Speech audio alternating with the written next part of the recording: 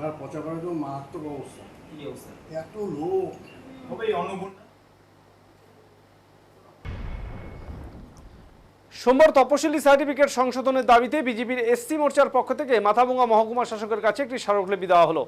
সংগঠনের অভিযোগ, মহকুমা এলাকায় প্রকৃত তপশিলি জাতি ও তপশিলি উপজাতির সংখ্যার তুলনায় অতিরিক্ত সার্টিফিকেট ইস্যু করা হয়েছে।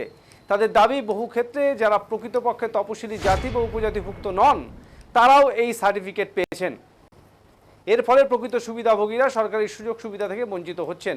কোচবিহার জেলা এসসি মোর্চার জেলা সম্পাদক উত্তম কুমার বর্মন বলেন, অবিলম্বে তদন্ত করে ভুয়ো সার্টিফিকেট চিহ্নিত করে বাতিল করার দাবি জানানো হয়। এ বিষয়ে মহকুমা শাসক জানান, অভিযোগ খতিয়ে দেখে প্রয়োজনীয় তদন্ত করা হবে।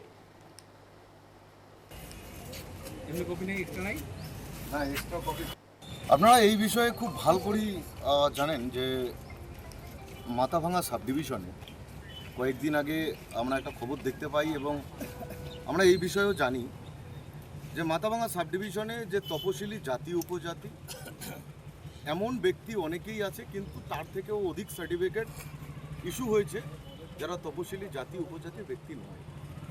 আমরা আজকে এসডিও সাহেবের সামনে এই স্মারকলিপি প্রদান করলাম যে যারা এসসি তপশিলি অন্তর্ভুক্ত নয় তাদেরকে ইনকোয়ারি করে সেই সার্টিফিকেটগুলো বাতিল করা হোক, আর এসসি তপশিলি নয় তাদের ভিড়ে এসসিদের যে সমস্ত সার্টিফিকেট ইস্যু হয়েছে তাদের যাতে কনস্টিটিউশনাল রাইট, এটা সাংবিধানিক অধিকার, সেটা যেন হারিয়ে না যায় সেই নিশ্চিত করার জন্যই আজকে আমরা এসডিও সাহেবের সাথে দেখা করলাম।